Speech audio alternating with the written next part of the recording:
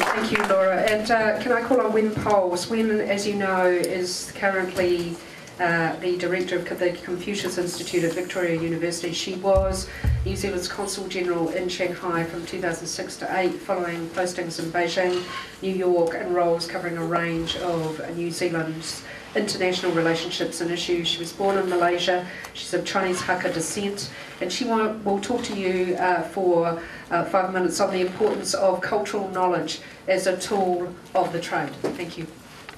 And thank you very much, May, for a very kind introduction. And many thanks, of course, for Customs, Carolyn in particular, for hosting us today. I'm very, very proud to be associated with New Zealand Asian leaders, and lots of kudos to May for starting this off. I suppose May and I share a lot of the feeling and the hope that we are going to embrace this super diversity that has been thrown out with this study. I think it's an immensely interesting study. I'm going to look at it closely, May. And like May, I have a daughter. My husband is Kiwi. I'm Chinese ethnically, but born in Southeast Asia. So our daughter, like May's son, is one of the faces of New Zealand for the future. So what we work at and what we discuss here today and bring forward is actually very, very important. I'm going to just quickly touch on cultural knowledge as a tool of the trade. I suppose May was talking about it as a tool of a trade, perhaps for diplomacy, but it is actually perhaps more than that. And I have been a diplomat for a long time and worked in these wonderful places, particularly China. But I've also worked at Te Papa recently as their international strategy advisor. And I'm now with the Confucius Institute with Tony Brown. And the Confucius Institute, of course, focuses on supporting and promoting Chinese language in schools in particular. But we also have a big cultural program where we try to work with New Zealand artists and musicians and composers to have that kind of original blend of cultural promotion that is not just one culture or another, but because, as we know, we are now super diverse, and it actually should be a mixture, kind of a Kiwi Chinese, if you like, culture. So. My consistent view of our society is its rapidly developing multicultural character, and that's been touched on by the previous speakers, particularly in our larger cities, and that this is a key factor to be taken into account in policy planning, in implementation, and in corporate communications. I mean, for instance, in the case of public institutions such as our National Museum, our place, as it's called colloquially, it not only needs to grow new audiences, but also serve as a mirror to our country's history, cultures, and evolving society. So the policy imperatives of government agencies and the private sector are perhaps not that different, whether the goal is to serve the public or to sell to the public. Embracing diversity, or in our case, super diversity, is a fact of life. And we should be well equipped to deal successfully in and with this super diversity. So my view is that if you're able to operate comfortably and successfully across the different communities, I reckon your chances of operating well internationally are heightened. I don't mean you will necessarily become an instantly successful exporter, but I think it's a good start. So being comfortable culturally with each other, whatever our backgrounds, comes from being culturally empathetic. And Caroline used another two terms which I like very much, cultural IQ and cultural literacy.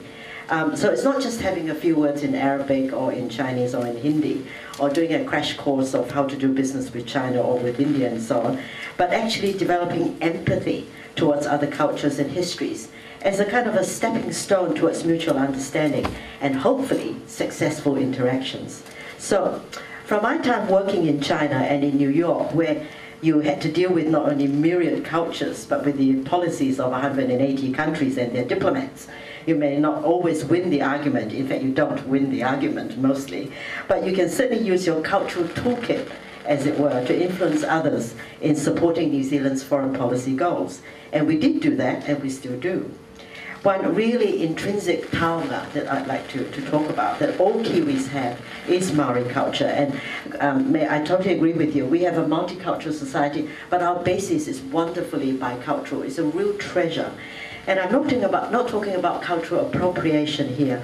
I'm really not a fan of branding and all that kind of thing. But I'm talking about genuine pride in the Maori, in the life force of the distinctiveness of Maori culture. And if you can project that, it is a very powerful emotion that would directly touch a foreign audience. I know because I have observed it and felt it at close range in China when I helped organize a Paunambo exhibition for Te Papa. The cultural connection there is jade. So here was a case of two distinctive artistic traditions actually coinciding, even though everything else was different, including the traditions and the histories of the two cultures. But cultural empathy was right there. We had Chinese officials in tears when they placed their hands on the Paunambo touchstones that we had as part of the exhibition. And I guarantee you that that's not an everyday occurrence. So my point really is that you need to know how to make that connection in order that your own goals might be reached. In this case, it was the chief executive of Te Papa at that time, Mike Houlihan, and his Chinese counterpart, the director of the National Museum of China, who both had the experience and the cultural knowledge to select that particular exhibition for Chinese audiences.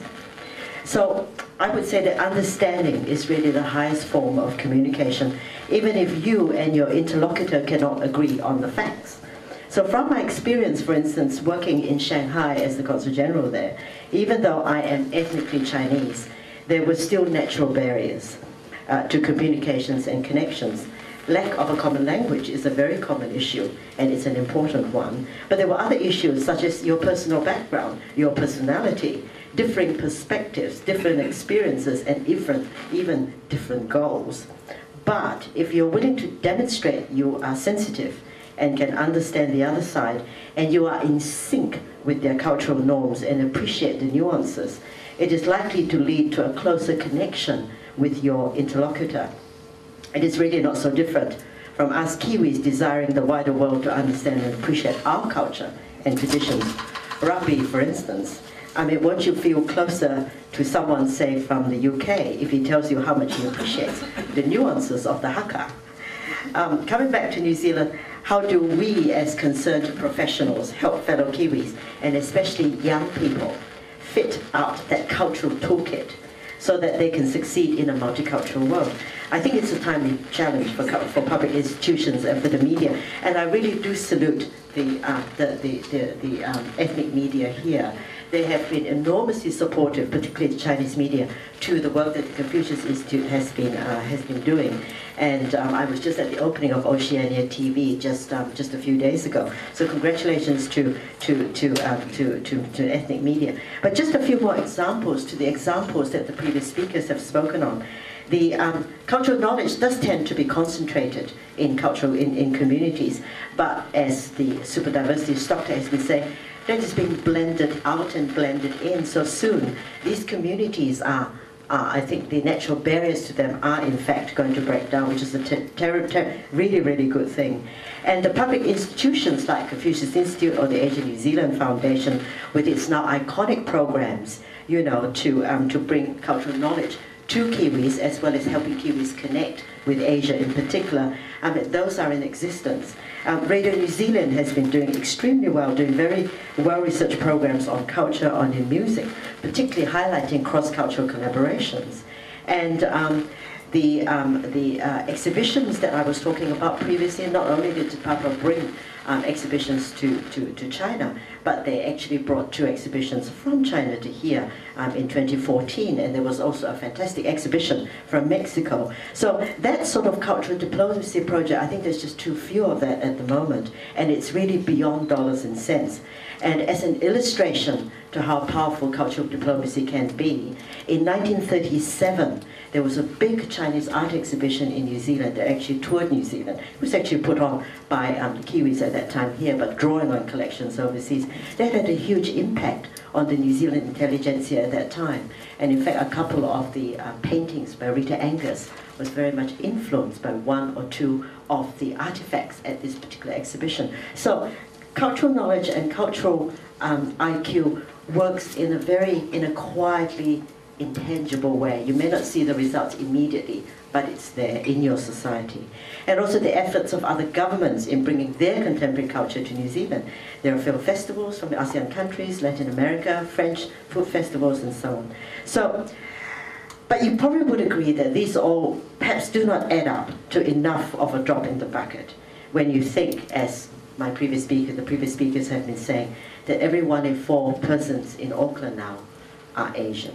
So the challenge, I think, to the public sector, the media and concerned individuals everywhere is how can these good developments, and I agree with May, there have been a lot of good things, a lot of good news, but how can these developments be built on by all of us, Kiwis, everywhere, all around New Zealand, to ensure that other Kiwis have more access to cultural knowledge. Thank you very much.